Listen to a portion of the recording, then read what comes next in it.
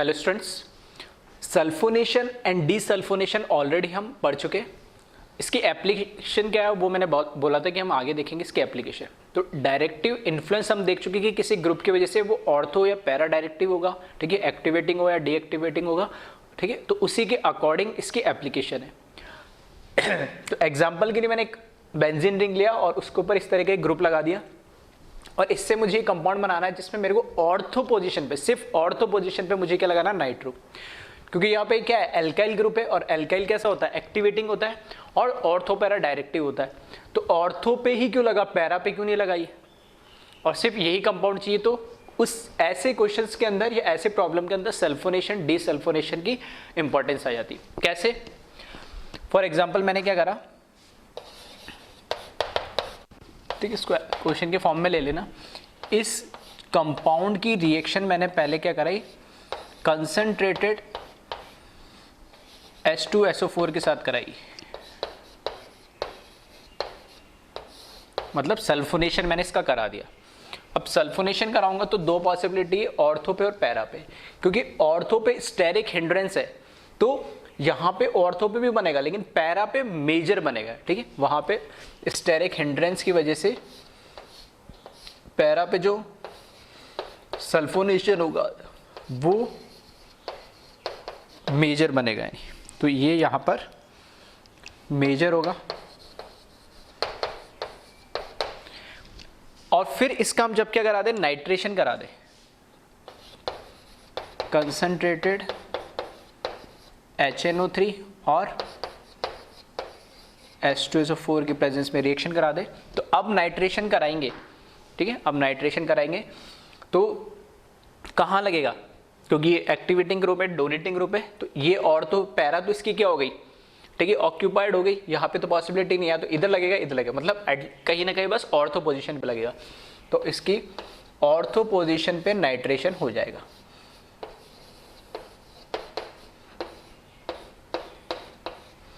और यहाँ पर, ठीक है, नाइट्रो ग्रुप लग गया। लेकिन मुझे तो ये चाहिए, तो अब ये जो कंपाउंड बना है इसको क्या करूं मैं, बॉयल H2, ठीक है, बॉयल वाटर के साथ इसकी रिएक्शन करा दो, जो कि क्या होता है, डीसल्फोनेशन। तो डीसल्फोनेशन सिर्फ क्या करेगा, इस ग्रुप को हटा देगा वापस। तो फाइनली मुझे यहाँ पर ये कंपाउंड मिल जाएगा जिसमें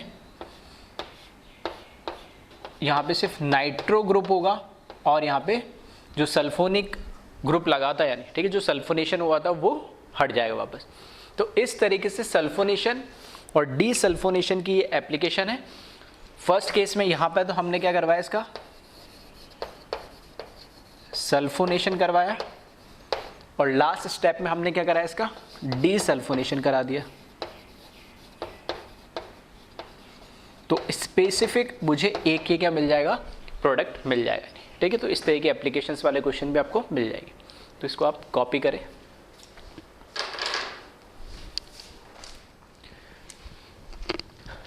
अब हम स्टार्ट करते हैं हेलो एरिन्स, मतलब एरोमेटिक हेलोजन्स। मैं बोल सकता हूँ कि एरोमेटिक रिंग से डायरेक्ट हेलोजन लगा होता है, उनको हम हेलो एरिन्स बोलते हैं। अब इसकी जो कन्वेंशनल जो हेलो एल्केन जैसे रिएक्शन होती है वो नहीं होती है, ठीक है, जैसे SN1, SN2, SNI, SNNGP जो हमने पढ़ी है वो कैरेक्टरिस्टिक रिएक्शंस नहीं देती। क्यों, क्योंकि इसमें डायरेक्टली ये बेंजीन रिंग से कनेक्टेड होता है और हेलोजन के पास क्या होता है, लोन पेयर होता है, तो उसके साथ कॉन्जुगेशन में होता है। तो जो बॉन्ड होता है कार्बन और हेलोजन के बीच में, उसमें डबल बॉन्ड कैरेक्टर होता है, ठीक है। तो उस पर मैं थोड़ी देर बाद वापस से आऊँगा, डिस्कस करेंगे। अभी मैं बस वो बता रहा हूँ कि जो रिएक्शंस हेलो एरिन्स अलग से देते हैं, ठीक है, ये रेयर रिएक्शन है, उनके बारे में पहले डिस्कस कर रहा हूँ। तो उसमें से पहला है SNAR। इसका क्या मतलब है, यहां से स्टार्ट कर रहे हैं, उल्टा पढ़ रहे हैं इसको। AR का मतलब है एरोमेटिक, N का मतलब न्यूक्लियोफाइल, S का मतलब है substitution. Aromatic nucleophilic substitution, benzene ring के ऊपर हेलोजन लगा हुआ है, ठीक है, हेलो एरीन है ये। इसकी रिएक्शन अगर मैं न्यूक्लियोफाइल से कराऊं और ये हेलोजन हटा दे और खुद न्यूक्लियोफाइल लग जाए, तो न्यूक्लियोफिलिक सब्स्टिट्यूशन हो रहा है कहाँ, एरोमेटिक कंपाउंड में। अभी तक हमने देखा है कि एरोमेटिक कंपाउंड में क्या होता है, इलेक्ट्रोफिलिक सब्स्टिट्यूशन होता है, लेकिन यहाँ क्या हो रहा है, न्यूक्लियोफिलिक सब्स्टिट्यूशन हो रहा है। तो ये कैसे पॉसिबल है, पहली बात तो ये पॉसिबल इसलिए नहीं होता है, क्यों, क्योंकि न्यूक्लियोफाइल इलेक्ट्रॉन रिच होता है और ये जो बेंजीन रिंग है इसमें भी 3 पाई बॉन्ड है तो खुद इलेक्ट्रॉन रिच है, तो दोनों इलेक्ट्रॉन रिच कैसे रिएक्ट कर ले, तो ये सब्स्टिट्यूशन पॉसिबल नहीं हो पाता है। तो पॉसिबल नहीं है तो फिर पढ़ क्यों रहे, ठीक है। ये पॉसिबल अगर हो पाता है तो रेयर कंडीशन में होता है, कब, अगर इस बेंजीन रिंग के अंदर ऑर्थो या पैरा पोजीशन पे मैं कोई स्ट्रॉन्ग इलेक्ट्रॉन विड्रॉइंग क्या लगा दूं, ग्रुप लगा दूं, ठीक है। तो मैंने इन जनरल यहाँ पे EWG लिखा है, इलेक्ट्रॉन विड्रॉइंग ग्रुप होना चाहिए, ठीक है, strong ortho either para position पे। अगर ये लगा हुआ होगा तब एक पॉसिबिलिटी होती है कि ये रिएक्शन हो जाएगी हेलो एरीन के केस में। अगर नहीं लगा हुआ है तो डायरेक्ट आप न्यूक्लियोफाइल को रिप्लेस करना चाहोगे तो नहीं पॉसिबल है। ऐसा क्यों, तो इसको देख लेते हैं मैकेनिज्म से। ये जो रिएक्शन है ये भी 2 स्टेप रिएक्शन है, जैसे इलेक्ट्रोफिलिक थी, तो यहां फर्स्ट स्टेप में क्या होता है,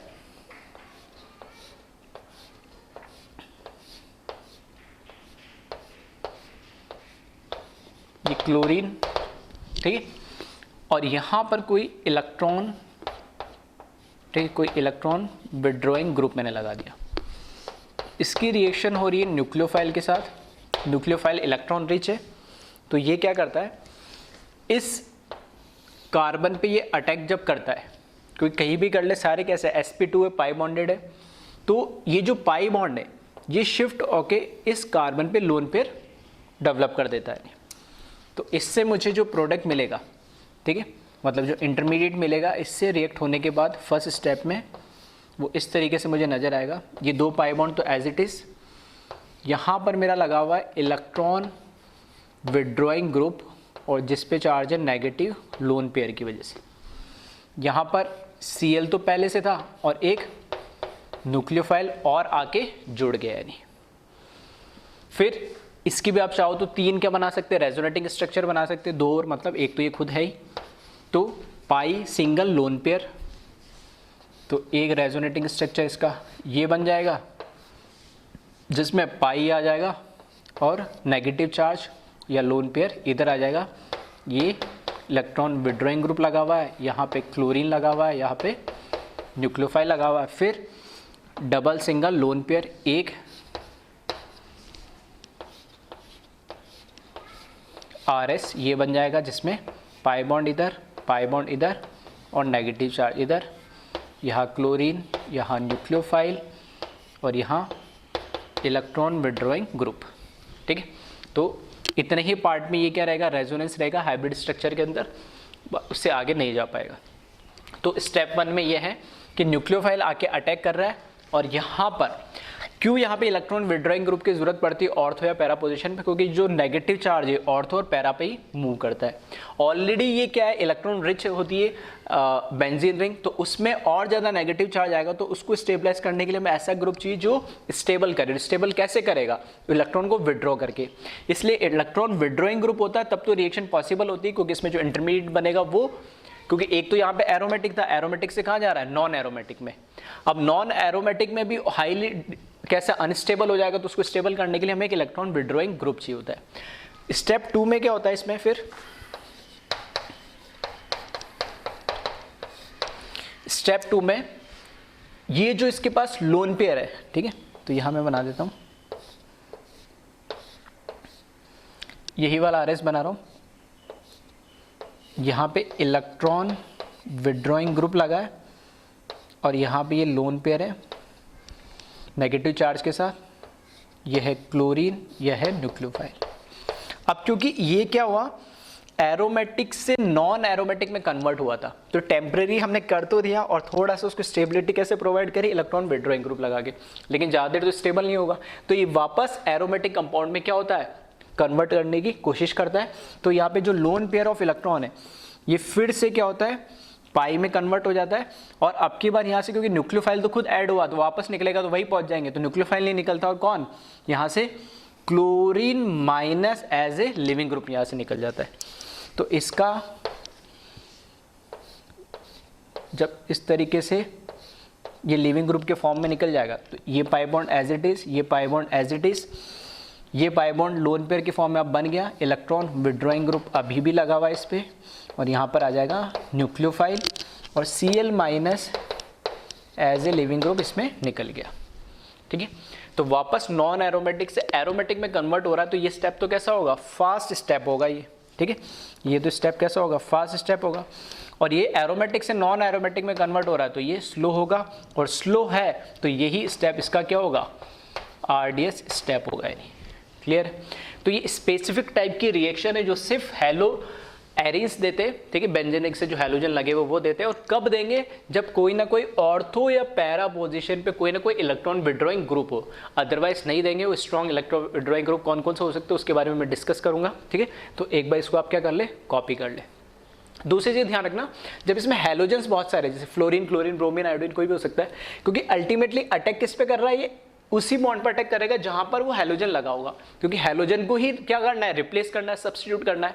तो न्यूक्लियोफाइल को खुद कैसा इलेक्ट्रॉन रिच है, तो जिस कार्बन पे इलेक्ट्रॉन की डेफिशिएंसी, मतलब कंपैरिजन की बात कर रहा हूं मैं, जब रेट ऑफ रिएक्शन की कंपैरिजन की बात करूंगा, तो इस कार्बन पे जितना पॉजिटिव चार्ज की, पार्शियल पॉजिटिव चार्ज की डेंसिटी जितनी ज्यादा होगी उतनी ही रेट ऑफ रिएक्शन होगी। फॉर एग्जांपल अगर तो फ्लोरीन लगा होता तो कार्बन और फ्लोरीन के बीच में इलेक्ट्रोनेगेटिव डिफरेंस ज्यादा है तो पार्शियल पॉजिटिव चार्ज ज्यादा होता, और ब्रोमीन में होता तो क्लोरीन के रेस्पेक्ट में कम होता। तो फ्लोरीन के रेस्पेक्ट में यहाँ पे न्यूक्लियोफाइल का अटैक फास्टर होता है एज कंपेयर टू कहाँ, क्लोरीन के, यानी ठीक है। तो वो से क्वेश्चन में मैं बताऊंगा, तो एक बार आप इसको कॉपी कर ले, फिर हम इसके लिखते हैं कैरेक्टरिस्टिक, ठीक है, 1 बाय 1 इसको कॉपी कर लेना वीडियो पॉज करके। तो यहां से मैं लिख रहा हूं इसके कैरेक्टरिस्टिक।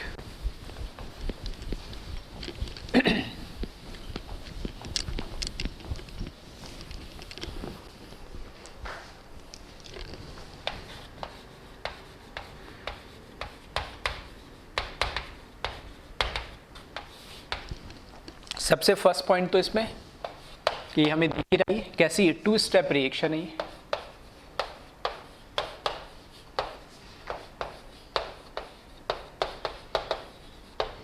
सेकंड पॉइंट इसमें इसकी जो रेट ऑफ रिएक्शन होगी, ठीक है, क्योंकि आरडीएस स्टेप कौन सा हमारा फर्स्ट स्टेप है, और इसमें एरोमेटिक कंपाउंड और हमारा जो न्यूक्लियोफाइल है दोनों की कंसंट्रेशन, ठीक है, rate of reaction that is ROR short में लिख दे, कांस्टेंट आ जाएगा यहाँ पर, एरोमेटिक कंपाउंड ये हमारा आ गया, और साथ में कंसंट्रेशन ऑफ न्यूक्लियोफाइल, और दोनों की पावर क्या होगी, 1 ही होगी। तो इसकी ऑर्डर ऑफ जो रिएक्शन होगा, order of reaction, concentration of reactant 1 + 1, उनकी पावर को ऐड करेंगे तो 2, तो ऑर्डर ऑफ रिएक्शन क्या आ जाएगा, इसमें 2 आ जाएगा, ठीक है। नेक्स्ट पॉइंट इसको क्या बोलते हैं हम, SNAR। SNAR क्यों बोलते हैं, क्योंकि इसमें एरोमेटिक कंपाउंड में न्यूक्लियोफिलिक सब्स्टिट्यूशन हो रहा है, ठीक है। तो नेक्स्ट पॉइंट ये लिख लेना इसमें।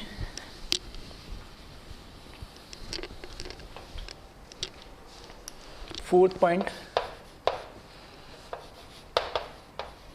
Aromatic nucleophilic substitution that is SNAR बोला जाता है इसको। अब इसमें जो रेट ऑफ रिएक्शन है वो किस पे डिपेंड करेगी, जो हमारा इंटरमीडिएट बना है, ठीक है। कोई आरडीएस स्टेप में जो हमारा इंटरमीडिएट बना है, कौन बना है, कार्ब एनाइन, वहाँ पे नेगेटिव चार्ज आ रहा था जहाँ पे इलेक्ट्रॉन विड्रॉइंग ग्रुप लगा था उस कार्बन पे। तो कार्ब एनाइन जितना ज़्यादा स्टेबल होगा, ठीक है, रेट ऑफ रिएक्शन उतनी ज़्यादा क्या होगी, फास्ट होगी। तो rate of reaction is direct लिख दो, is proportional to stability of carbanion, जो कि हमारा क्या है, इंटरमीडिएट है।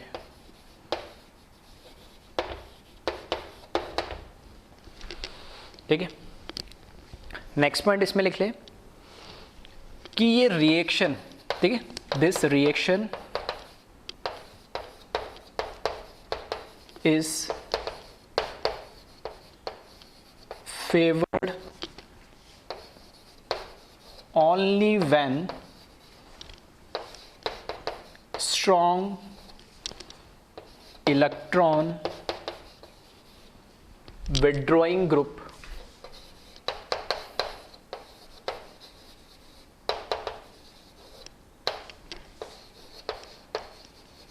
that is शॉर्ट में हमने क्या लिखा उसको, EWG, strong electron withdrawing group attached eight either ortho और पैरा पोजिशन, ठीक है, क्योंकि ऑर्थो पैरा पे सेम इफेक्ट होगा -m का, तो कोई दिक्कत नहीं है, ठीक है। और कौन कौन से ये ग्रुप्स है, तो इसमें से आ जाता है नाइट्रो ग्रुप, ठीक है, स्ट्रॉन्ग विड्रॉइंग ग्रुप है, फिर NR3 प्लस NF3, ठीक है, और CCl3, फ्लोरीन एक्सेट्रा।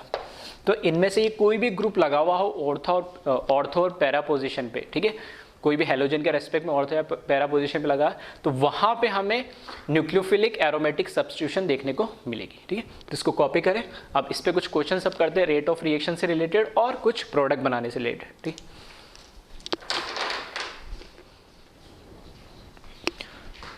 ठीक, कंपेयर करनी है हमें रेट ऑफ रिएक्शन SNAR की।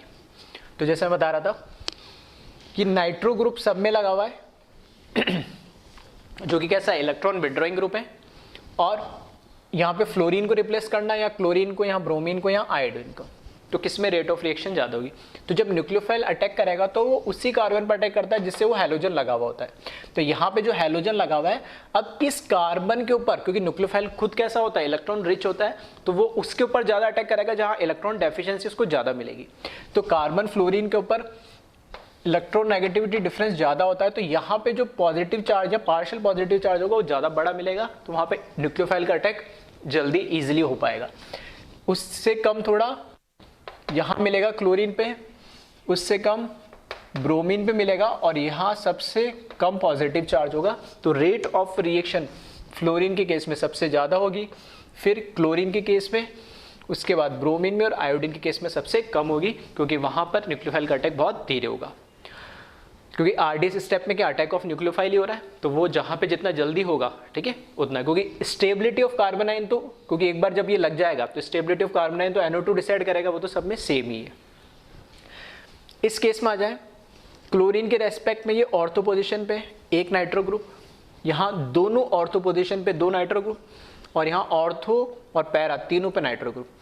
तो कार्बन आयन जो बनेगा, क्योंकि न्यूक्लियोफाइल का अटैक तो यहाँ आना है, तो पॉजिटिव चार्ज तो यहाँ पे सब जगह क्या रहेगा, सेम ही रहेगा। अब जो न्यूक्लियोफाइल बन आ रहा है, तो उसके ऊपर अब जो कार्बन आयन बनेगा, तो वहाँ से मुझे देखना पड़ेगा कि यहाँ एक इलेक्ट्रॉन विड्रॉइंग ग्रुप है, यहाँ दो है और यहाँ तीन है। तो जितने ज़्यादा इलेक्ट्रॉन विड्रॉइंग ग्रुप होंगे, वो भी कहाँ, ऑर्थो और पैरा पोजिशन पर, उतना ज़्यादा कार्बन आयन क्या होगा, हमारा स्टेबलाइज होगा। तो इस वजह से यहाँ पर, ठीक है, रेट ऑफ रिएक्शन थर्ड वाले में, जिसमें तीन तीन इलेक्ट्रॉन विड्रॉइंग ग्रुप लगे हुए, उसमें सबसे फास्ट होगी, फिर दो ऑर्थो पे जो लगे हुए हैं, ठीक है, और सबसे लास्ट में एक पे। थर्ड देखिए, इसमें क्या दे रखा, अब की बार फ्लोरीन दे रखा, फ्लोरीन फ्लोरीन तीनों में फ्लोरीन दे रखा है, जिसको हमें सब्स्टिट्यूट करना है न्यूक्लियोफाइल से। इसके रेस्पेक्ट में ये ऑर्थो पे, फ्लोरीन के रेस्पेक्ट में, इसके रेस्पेक्ट में पैरा पे, और ये किस पे, मेटा पे। तो जो ऑर्थो पे लगा हुआ है, तो -m तो देगा ही, साथ में क्या देगा, -I भी देगा ही, इससे स्टेबलाइज करेगा। यहाँ -m यहाँ पर भी होगा, और -I यहाँ पर भी होगा, पैरा से भी। और यहाँ जो मेटा पोजीशन पे, यहाँ सिर्फ क्या होगा, -I इफेक्ट होगा मेटा पर, और ये रेजोनेंस या कॉन्जुगेटेड या M इफेक्ट नहीं लगेगा। तो सबसे कम कार्बन आयन को स्टेबलाइज तो मेटा पोजीशन वाला करेगा। अब इन दोनों में कंपेयर करना है, तो जो M इफेक्ट है या रेजोनेंस इफेक्ट है, मेसोमेरिक इफेक्ट है, वो डिस्टेंस पे तो डिपेंड नहीं करता है, तो M इफेक्ट तो दोनों में क्या होगा, सेम। हाँ, I इफेक्ट डिस्टेंस पे, इंडक्टिव इफेक्ट डिस्टेंस पे डिपेंड करेगा, तो जितना पास में ये नाइट्रो ग्रुप होगा उस कार्बन आयन के, उतना ज़्यादा उसको स्टेबलाइज करेगा।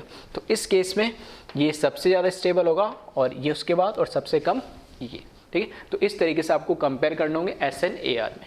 इसको कॉपी करें, कुछ क्वेश्चंस और करते हैं हम प्रोडक्ट पे, प्रोडक्ट बनाने से रिलेटेड।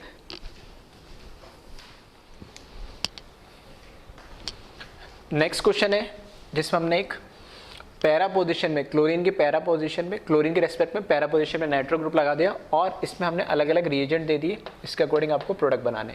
तो अल्टीमेटली क्या है, इलेक्ट्रॉन विड्रॉइंग ग्रुप है, पैरा पोजीशन पे है, ठीक है। तो यहाँ पे न्यूक्लियोफिलिक सब्स्टिट्यूशन हो जाएगा। तो हमें सिर्फ न्यूक्लियोफाइल देखना और उसके क्लोरीन की जगह इसको लगा देना है, ठीक है। तो यहाँ से स्टार्ट करें लेफ्ट साइड से, तो यहाँ दिख रहा RO माइनस इसका न्यूक्लियोफाइल है। तो यहाँ पर लग जाएगा OR। यहाँ पर देखेंगे तो ये होगा K प्लस OH माइनस, तो OH माइनस है यहाँ पर न्यूक्लियोफाइल। तो यहाँ पे लग जाएगा OH, यहाँ पे Na प्लस और NH2 माइनस,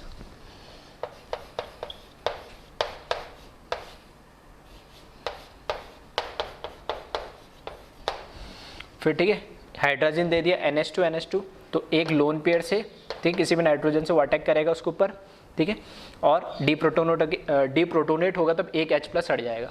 तो यहाँ पर हमें जो मिलेगा NH2, ठीक है, ये लोन पेयर से जब अटैक करेगा तो NH2 प्लस हो जाएगा और फिर डीप्रोटोनेट होकर निकल जाएगा तो NH बच जाएगा।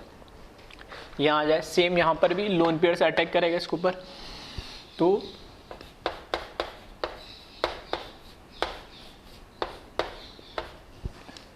ठीक है, जब डीप्रोटोनेट होगा तो ये H इसमें से हट जाएगा, ये कंपाउंड बना लेगा।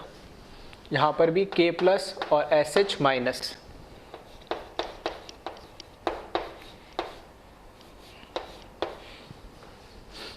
ठीक है, तो यहाँ पर SH लग जाएगा, यहाँ पे C माइनस लग जाएगा,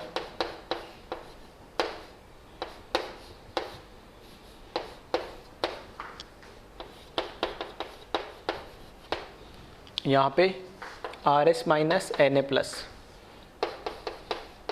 तो सिंपली क्या करना है, बस हमें जो न्यूक्लियोफाइल है उससे सब्स्टिट्यूट कर देना है क्लोरीन को, यानी क्लियर है।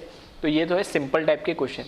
अब आपको कुछ क्वेश्चन ऐसे भी मिल सकते हैं जिसके अंदर एक से ज़्यादा हैलोजन होंगे और उनकी पोजीशन या लोकेशन अलग अलग होगी, तो वो थोड़े से अच्छे क्वेश्चन आते हैं जिसमें आपको सोचना पड़ेगा अगर वहाँ पर एक ही न्यूक्लियोफाइल है, एक ही मोल या एक इक्विवेलेंट है तो कहाँ सब्स्टिट्यूट करेगा, ठीक। तो इसको कॉपी करें, वो भी हम देखते हैं कुछ क्वेश्चंस।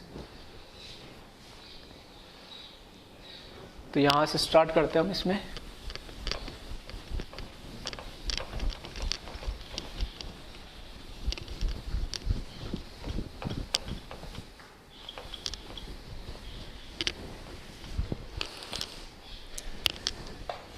इसको जो अभी लिखा उसको फर्स्ट डाल के सेकंड क्वेश्चन लिख रहा हूँ। अगर इसमें इस तरह का हमें कोई कंपाउंड दे दिया, एक जगह लगा हुआ है फ्लोरीन, एक जगह लगा हुआ है क्लोरीन और इधर लगा दिया मैंने नाइट्रो और इसकी रिएक्शन करा दी मैंने, ठीक है, मतलब डायरेक्ट न्यूक्लियोफाइल लिख दिया मैंने, इससे रिएक्शन करानी है आपकी। फिर नेक्स्ट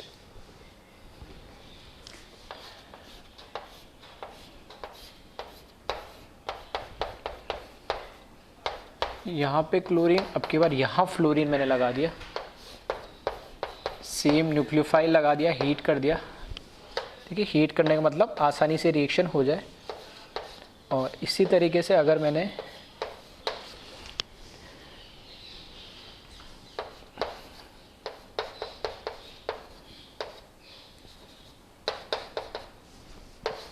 तो इसमें बताए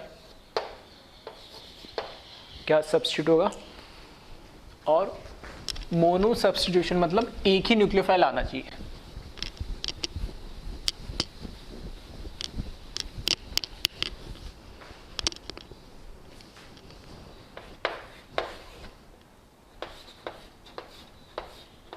और एक लास्ट क्वेश्चन,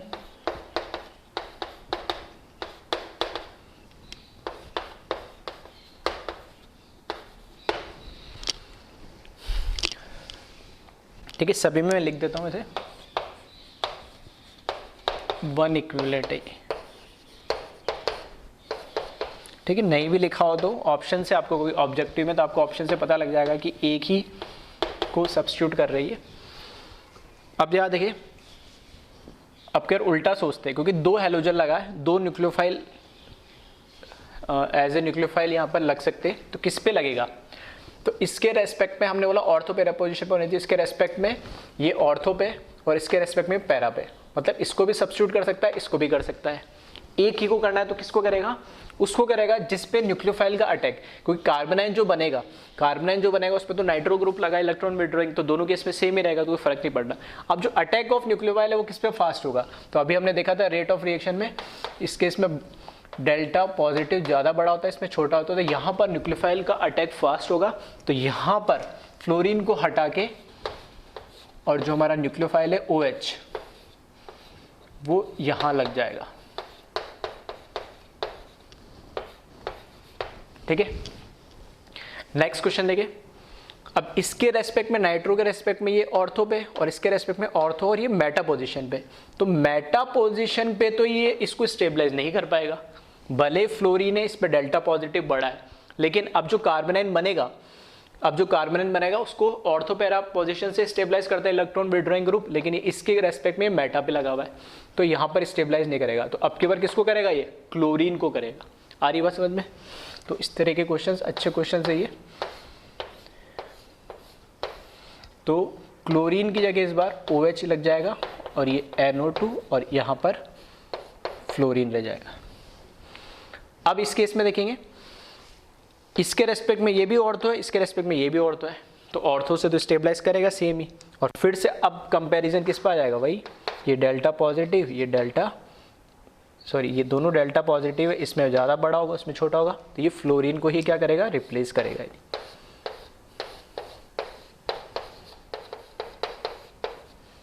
तो यहाँ पर आ जाएगा OH, ठीक है। इस तरह क्वेश्चन में मिल जाएगा। हमने बोला कि इलेक्ट्रॉन विड्रॉइंग ग्रुप जो कैसे होने चाहिए, ठीक है, स्ट्रॉन्ग होने चाहिए, तो फ्लोरीन भी उसमें स्ट्रॉन्ग इलेक्ट्रॉन विड्रॉइंग ग्रुप में, तो ये भी है, ये भी है, ये भी है, एक ही को रिप्लेस करना है। तो इसके रेस्पेक्ट में अगर मैं बोलूँ ये ऑर्थो, ये मेटा, इसके रेस्पेक्ट में ये भी ऑर्थो, ये भी ऑर्थो, और इसके रेस्पेक्ट में वही एक ऑर्थो एक मेटा, तो वहाँ पे कार्बोनाइन बनना चाहेगा या वहाँ पे न्यूक्लियोफाइल अटैक करेगा जहाँ से दोनों अगर इफेक्ट कर सके। फॉर एग्जांपल जब मैं बोल रहा हूँ यहाँ पर आके न्यूक्लियोफाइल रिप्लेस करे, तो न्यूक्लियोफाइल करे तो इसके रेस्पेक्ट में ये भी ऑर्थो, तो ये भी स्टेबलाइज करेगा, ये भी ऑर्थो, ये भी स्टेबलाइज करेगा, तो किसको? इस मिडल वाले फ्लोरीन को हटा देगा, ठीक है। तो यहाँ पे जो प्रोडक्ट हमारा बनेगा, ये फ्लोरीन एज इट इज, ये फ्लोरीन एज इट इज, यहाँ पर आके OH लग जाएगा, क्योंकि दोनों साइड से ऑर्थो पोजीशन से उसको स्टेबलाइज करेगा, ठीक है। तो इस तरीके के क्वेश्चंस आपको न्यूक्लियोफिलिक एरोमेटिक सब्स्टिट्यूशन पे मिल जाएंगे, तो इनको एक बार फिर से ध्यान से देख लें।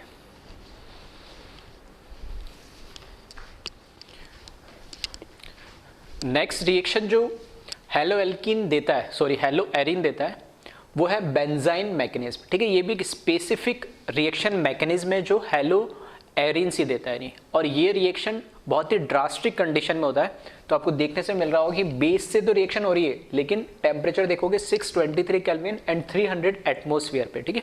तो जितनी भी ये रिएक्शंस होती है हेलो एरिन्स की, या मैं जनरल बोलूँ जो हमारे पास हेलोजेंस रिएक्शन देते हैं, तो उसमें से SNI और SNNGP, ठीक है, जो इंट्रामोलिकुलर रिएक्शन होती है बहुत ही फास्ट होती है। उसके बाद SN1 SN2 जो रिएक्शन होती है उनकी रेट ऑफ रिएक्शन होती है, और उससे स्लो रिएक्शन होती है अगर मैं बेंजाइन और ये हमने जो इलेक्ट्रोफिलिक एरोमेटिक सब्स्टिट्यूशन जो देखा, ठीक है, उसकी रिएक्शन एरोमेटिक सब्स्टिट्यूशन की, न्यूक्लियोफिलिक एरोमेटिक सब्स्टिट्यूशन की फास्ट होती है, और सबसे स्लोवेस्ट रेट ऑफ रिएक्शन होती है बेंजाइन मैकेनिज्म, ठीक है। तो ये बहुत ही ड्रास्टिक कंडीशंस में रिएक्शन होती है, तो इसके लिए बहुत ही स्ट्रॉन्ग बेस चाहिए होता है। तो इसको देखते हैं किस तरीके से ये रिएक्शन होती है। तो इसमें क्लोरोबेंजीन से हमें क्या मिल जा रहा है? फिनॉल मिल जा रहा है। तो दो फिनॉल मैंने बना दिए, दोनों सेम ही है, तो सर क्या फ़र्क है? तो फ़र्क ये है कि अगर मैं यहाँ पे क्लोरीन जिस कार्बन से लगा हुआ है उसको 14 बोल दूँ, अगर ये कार्बन 14 है, तो मैकेनिज्म से हमें पता लगा है कि ये जो OH ग्रुप लग रहा है फिनॉल का, वो इस सेम कार्बन पे भी लग सकता है और उसके नियर बाय वाले कार्बन पे भी लग सकता है, नहीं, ठीक है। तो दोनों पॉसिबिलिटी, तो कैसा भी क्वेश्चन पूछा जा सके तो उसके लिए मैंने दोनों बता दिया। अब ये रिएक्शन होती कैसे उसको हम देख लेते हैं।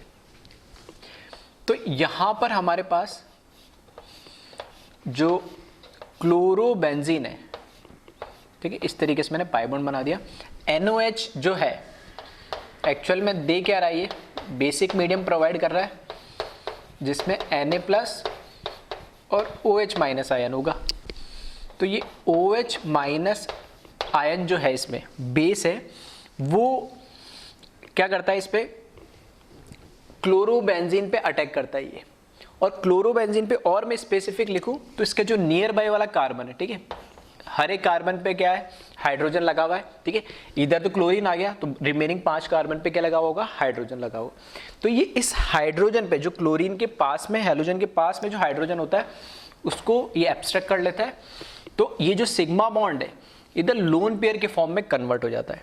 तो आप देख सकते हो कि ऑलरेडी ये कैसी है, इलेक्ट्रॉन रिच है बेंजीन रिंग, और उसके ऊपर भी लोन पेयर जो अभी हमने देखा था वैसे भी पॉसिबल नहीं होती, इसलिए ड्रास्टिक कंडीशंस में होती है रिएक्शन, इतनी इजीली नहीं हो पाती है, ठीक है।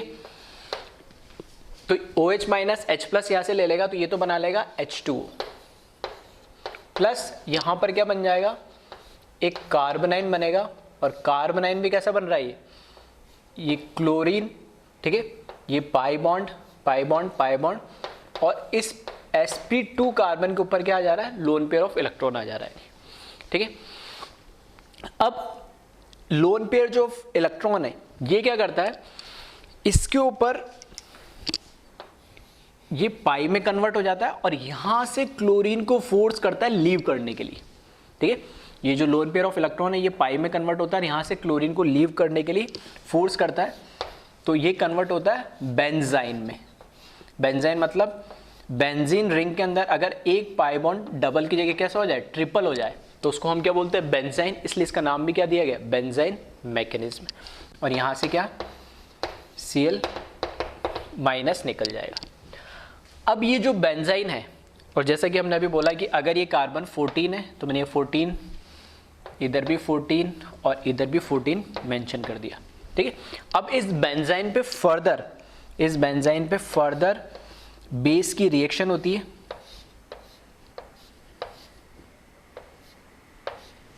ठीक है।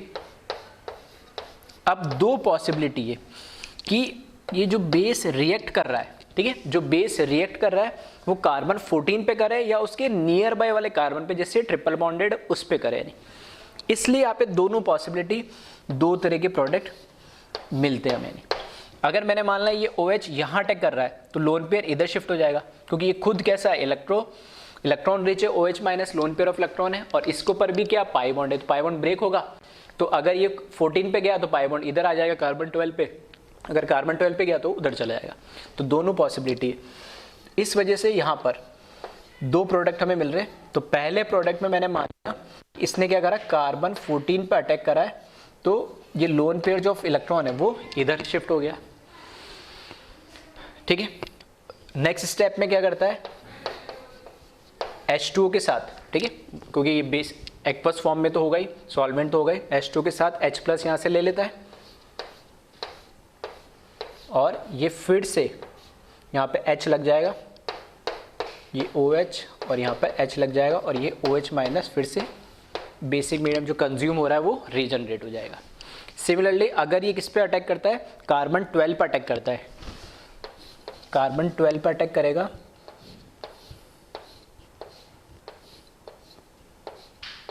तो अब की बार जो लोन पेयर ऑफ इलेक्ट्रॉन है इधर शिफ्ट हो जाएगा और यहाँ पर आ जाएगा OH, और H2O से ये प्रोटोनेट होके ये कन्वर्ट हो जाएगा,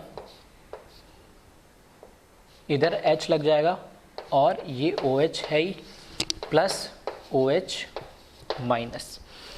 बस यहाँ जहाँ पे हमने ये लिखा है कार्बन 14, ये कार्बन 14, तो ये वाला प्रोडक्ट मिल जाएगा। और अगर इधर अटैक करता है तो ये कार्बन 14, ये दूसरा वाला प्रोडक्ट मिल जाएगा।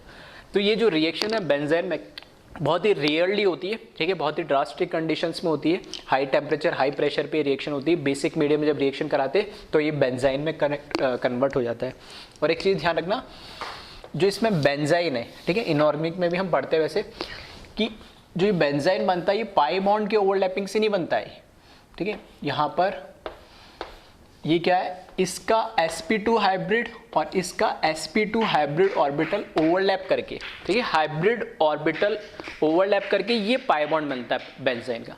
तो एक स्पेशल टाइप का पाई बॉन्ड बनता है बेंजीन में, जो दोनों, ठीक है, प्योर पी ऑर्बिटल से नहीं, क्योंकि यहाँ पे ऑब्वियस ये बात है, ये भी sp2 है, ये भी sp2 है, तो प्योर पी ऑर्बिटल कहाँ से आएगा? तो दोनों के हाइब्रिड ऑर्बिटल ओवरलैप करके क्या बनाते हैं? ये बेंजाइन बनाते हैं, ट्रिपल बॉन्ड बनाते हैं। दूसरी चीज इसमें, ठीक है,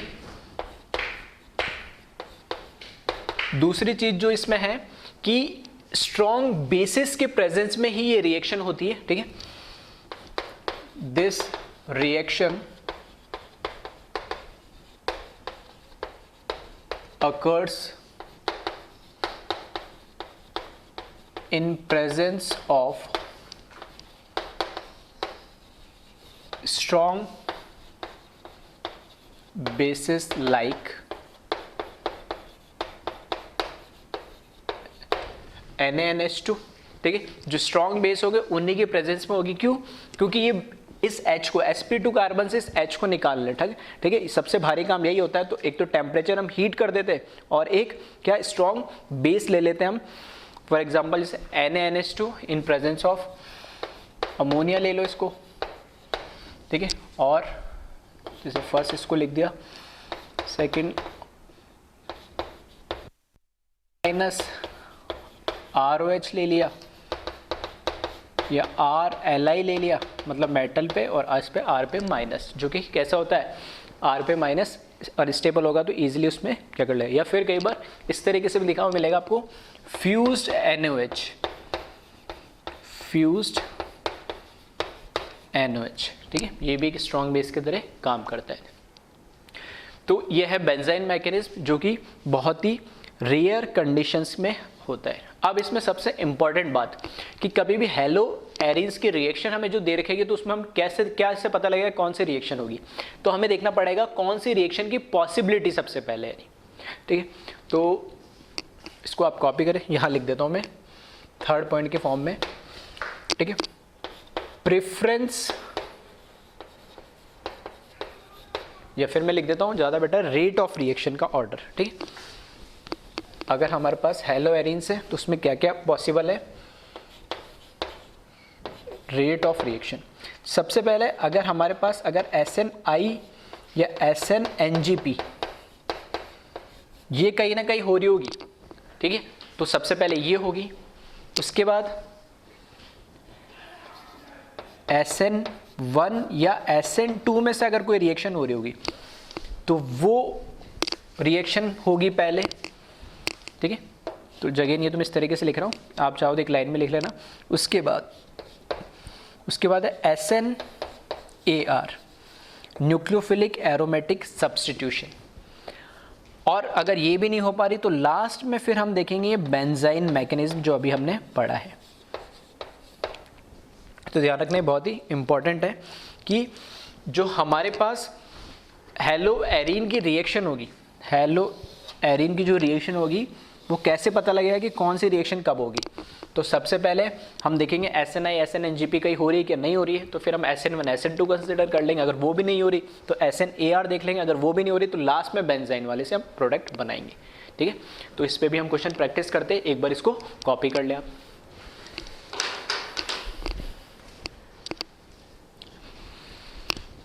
ठीक है, अब कुछ जनरल रिएक्शन जो हेलो एरीन्स देता है, ठीक है, तो वहां से मैं स्टार्ट करता हूं।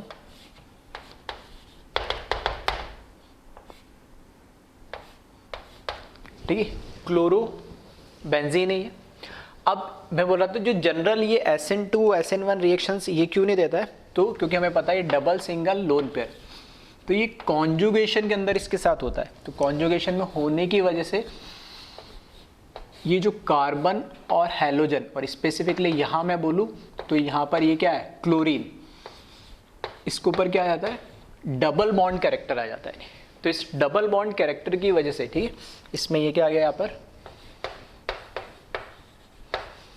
डबल बॉन्ड कैरेक्टर आ जाता है, ठीक है। तो इस डबल बॉन्ड कैरेक्टर की वजह से बहुत स्ट्रांग बॉन्ड हो जाता है और ये इजीली ब्रेक होता नहीं। तो इन जनरल हेलो एरीन्स, ठीक है, haloarenes does not show usual SN1 और SN2 reaction due to double bond character, due to double bond character which is very stable and strong.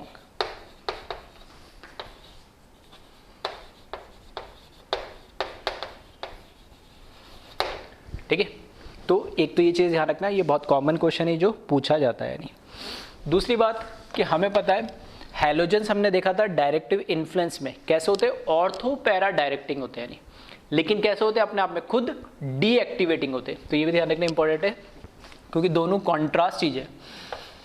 Hello arenes, या मैं फिर ऐसे लिख देता हूं, ठीक है, इन जनरल हैलोजेंस लिख देता हूं मैं।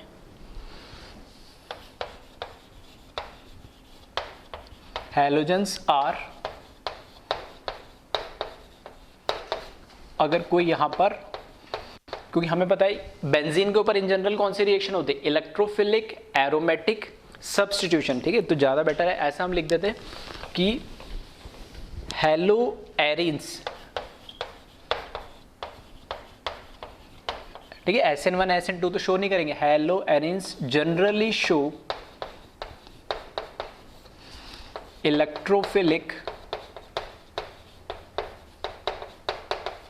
एरोमेटिक सब्स्टिट्यूशन रिएक्शन, ठीक है, क्योंकि एरोमेटिक कंपाउंड जनरली यही शो करता है। न्यूक्लियोफिलिक सब्स्टिट्यूशन और बेंजाइन, ठीक है, दोनों बता रहे हैं किस कंडीशंस में शो करेंगे, वो रेयर कंडीशन होती है, ठीक है। तो generally electrophilic aromatic substitution reaction in which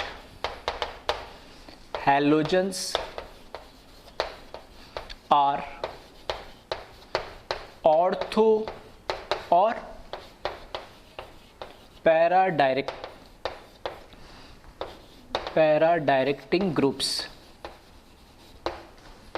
but deactivating groups,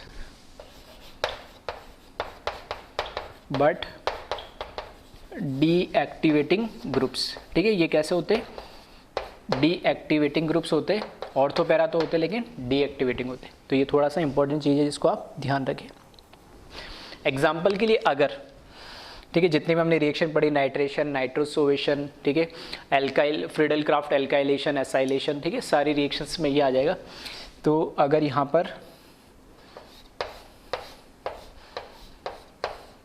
यहाँ मैंने क्लोरीन लगा दिया और इसकी रिएक्शन कंसनट्रेटेड HNO3 और H2SO4, दैट मीन्स क्या करा रहा हूँ मैं, नाइट्रेशन करा रहा हूँ। तो जो इसमें हमारे पास इलेक्ट्रोफाइल होगा NO2 प्लस, वो आइदर, क्योंकि कैसा है ऑर्थो पैरा डायरेक्टिंग, तो ऑर्थो पे आएगा और पैरा पे आएगा, तो यहाँ पे ऑर्थो पे आ जाएगा और एक प्रोडक्ट में पैरा पे आ जाएगा ये, ठीक है। तो ये रिएक्शन कौन सी है,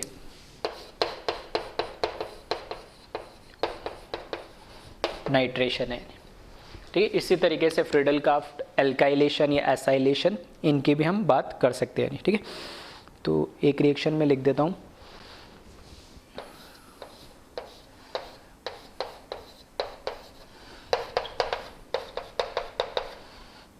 इसकी रिएक्शन हमने करा दी RCl या ROCaCl2, किसी से भी करा लो, ठीक है। तो यहाँ से हमने रिएक्शन करा ली इसकी RCl AlCl3 से, तो फिर से ऑर्थो पैरा डायरेक्टिंग है, तो एक तो ये मिल जाएगा, प्लस यहाँ क्लोरीन और नीचे भी का लग जाएगा पैरा पोजीशन पे क्लोरीन, और ये क्या है, फ्रीडल क्राफ्ट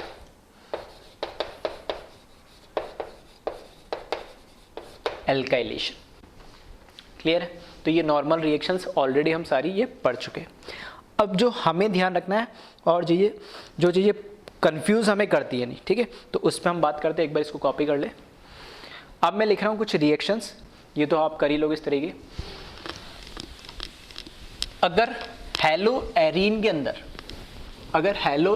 अंदर कोई ग्रुप सब्स्टिट्यूट, एक और ग्रुप हो प्रेजेंट, ठीक है, भले नाइट्रो हो, मिथाइल या कोई एल्काइल या और भी कोई ग्रुप लगा हो, तब रिएक्शन में क्या इफेक्ट पड़ेगा और कैसे हम पहचानेंगे कौन सी रिएक्शन होगी, ठीक है। तो वो थोड़ा इंपॉर्टेंट है, क्योंकि ये तो हमने 1 बाय 1 अलग अलग रिएक्शन पढ़ी, तो उनके क्वेश्चन करने में दिक्कत नहीं आती, लेकिन जब इन जनरल कॉमन क्वेश्चन आएगा तो हम कैसे पहचानेंगे कौन सी रिएक्शन होगी या नहीं होगी और क्यों हो रही है, वो भी हमें चीज़ें पता होना चाहिए, ठीक है। तो मैं स्टार्ट कर रहा हूँ यहाँ से।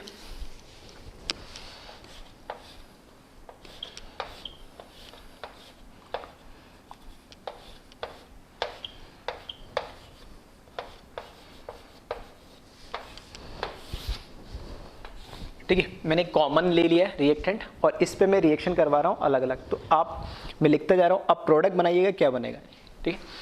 तो इस पे रिएक्शन मैंने करा दी अगर Cl2 AlCl3 की, तो इसका प्रोडक्ट बताना क्या बनेगा फर्स्ट, फिर इसकी रिएक्शन, ठीक है, फिर सेम इसी की रिएक्शन मैंने करा दी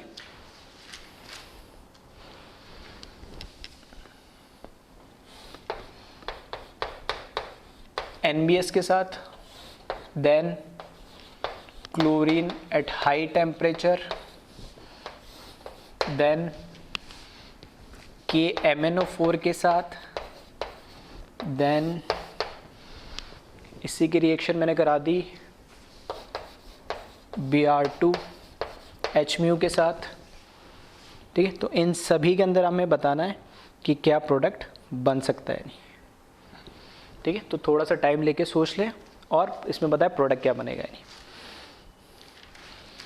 अब देखिए इसमें, अब रिएजेंट क्या है वो बताएगा मुझे क्या रिएक्शन हो रही है। बेंजीन है, हेलो एल्कीन में एक मिथाइल ग्रुप भी लग गया नहीं, यहाँ लिखा है Cl2 AlCl3, तो AlCl3 क्या काम करता है, लुईस एसिड का काम, ठीक है। तो ये तो मुझे पता लग गया कि यहाँ पे मुझे क्या कराना है, इलेक्ट्रोफिलिक एरोमेटिक सब्स्टिट्यूशन होगा यानी।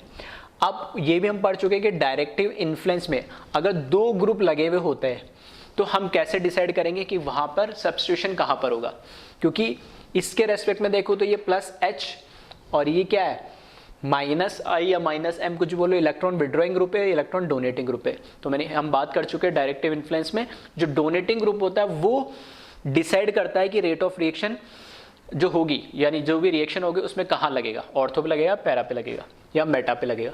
तो डोमिनेटिंग इसमें कौन सा है, डोनेटिंग, तो डोनेटिंग ऑर्थो या पैरा पे लगाता है, तो पैरा वाले तो ऑक्यूपाई, तो ऑर्थो पोजीशन पे लगेगा। तो फर्स्ट जो रिएक्शन है ये तो कौन सी रिएक्शन है, इलेक्ट्रोफिलिक एरोमेटिक सब्स्टिट्यूशन रिएक्शन है, और इसके अकॉर्डिंग जो CH3 है, ठीक है, CH3 के ऑर्थो पोजीशन पे क्लोरीन लग जाएगा, क्योंकि ये कैसा है, इलेक्ट्रॉन डोनेटिंग ग्रुप है, तो ये डिसाइड करेगा। सेकेंड है NBS, एन ब्रोमोसक्सिनामाइड, जो ब्रोमीन ऐड करता है, कहाँ ऐड करता है, एलाइलिक पोजीशन पे, ठीक है। एलाइलिक पोजीशन कहाँ है, तो ये तो सारे डबल सिंगल डबल कोई है ही नहीं है, एलाइलिक पोजीशन एक ही दिख रही है, डबल सिंगल, और ये यहाँ से एक हाइड्रोजन हटा देगा, तो NBS यहाँ पे पॉसिबल है, ठीक है। तो NBS से जब रिएक्शन कराओगे तो ये हो जाएगा CH2, यहाँ लग जाएगा Br, एलाइलिक, ठीक है। एलाइलिक मतलब डबल, या मैं ऐसे बोल सकता हूँ 1 2 3, 1 2 पे डबल और 3 पे जो कार्बन होगा हमारे पास sp3 कार्बन, वहाँ से एक हाइड्रोजन को हटा देगा, और ये NBS हमेशा एलाइलिक पोजीशन पे रिएक्ट करता है, ठीक है। फिर Cl2 500 डिग्री, मतलब हाई टेम्परेचर पे मैं क्या करा रहा हूँ, क्लोरीनेशन करा रहा हूँ, ठीक है। फ्री रेडिकल मैकेनिज्म है, ये भी फ्री रेडिकल मैकेनिज्म है, ये भी free radical mechanism. Free radical mechanism हमने क्या देखा है कि क्लोरीन क्या करता है, हाइड्रोजन हटा के, ठीक है, क्लोरीन क्या करेगा, हाइड्रोजन हटा के वहाँ पर क्या लग जाएगा, खुद क्लोरीन लग जाएगा, क्योंकि एक ही टाइप का, ठीक है, एक ही टाइप का यहाँ पर हमारे पास क्या है, कार्बन है, यानी उसके अलावा तो लगेगा नहीं, sp3 कार्बन पे लगता है, तो यहाँ पर भी क्या होगा, Cl लग जाएगा, ये CH2 और यहाँ पर ये Cl, ठीक है। ये क्लोरीनेशन है, ये NBS वाली एलाइलिक पोजीशन पे रिएक्शन होती है, ये इलेक्ट्रोफिलिक एरोमेटिक सब्स्टिट्यूशन है। फिर KMnO4 से जब रिएक्शन कराएंगे तो हम कार्बोक्सिलिक एसिड में पढ़ चुके कि बेंजीन रिंग के बाहर जो भी एल्काइल पार्ट होता है वो किस में कन्वर्ट हो जाता है, कार्बोक्सिलिक एसिड में कन्वर्ट हो जाता है। वो 1 कार्बन हो, 10 कार्बन हो या 1000 कार्बन हो, ठीक है, ये भी हम पढ़ चुके। ऑक्सीडेशन हो जाता है इसका, तो ये Cl ये एज इट इज रहेगा और ये COOH इसमें कन्वर्ट हो जाएगा। यानी नेक्स्ट रिएक्शन देखें, Br2H म्यू, ये तो है NBS, एन ब्रोमोसक्सिनामाइड, जो एलाइलिक कार्बन पे रिएक्ट करता है और ब्रोमिनेशन है ये। जैसे क्लोरीनेशन हाई टेम्परेचर लिख दे या H म्यू लिख दे, ये भी क्या है, ब्रोमिनेशन। तो ये ध्यान रखना, ये तो हो रहा है यहाँ पे ऑक्सीडेशन, यहाँ पे ये ब्रोमिनेशन, ये क्लोरीनेशन, यहां पर एलाइलिक कार्बन पे या एलाइलिक पोजीशन पे ब्रोमीन लग जाता है NBS में। तो इसमें भी सेम यही है, यहां पर CH2 के साथ एक ब्रोमीन लग जाएगा और ये एज इट इज Cl रहेगा, ठीक है। तो ये मैं बताना चाह रहा था कि आप कैसे पहचानोगे, तो वही रिएजेंट आपको पता होना चाहिए, उसके अकॉर्डिंग आप बता सकते हो क्या प्रोडक्ट बनेगा नहीं, ठीक है। इसको कॉपी करें।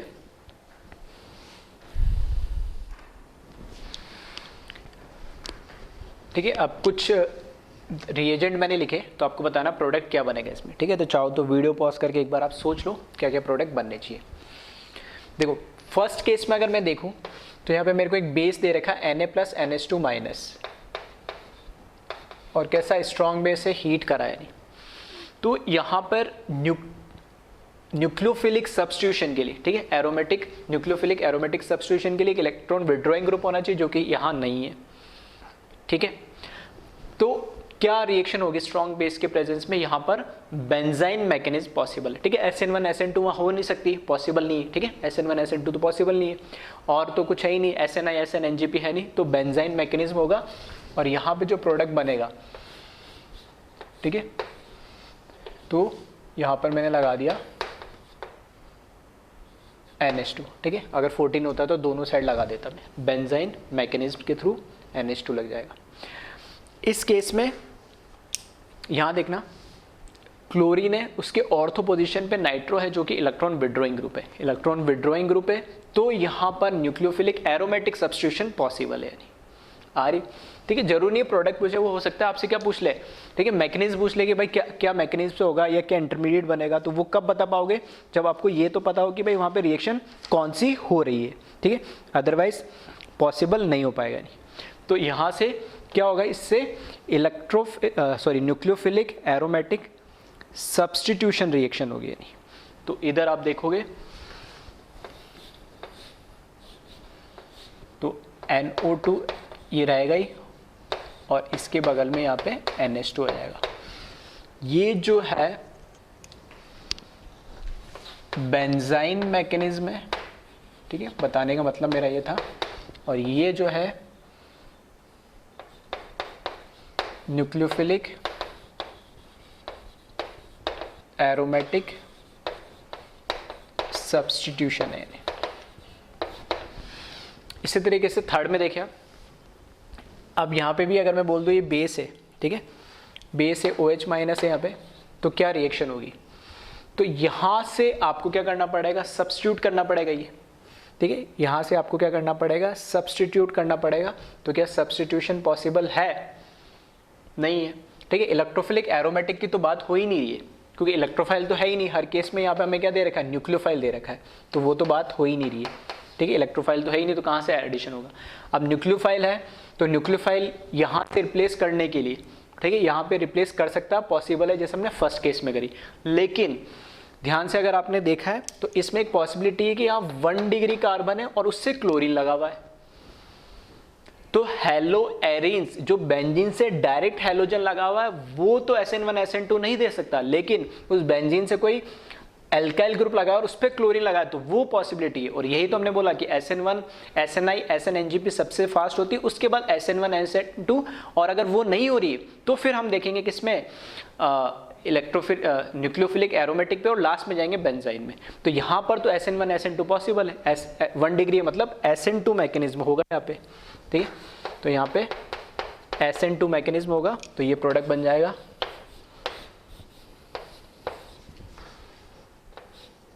ठीक है। Cl हट के क्या लग जाएगा यहाँ पे OH लग जाएगा।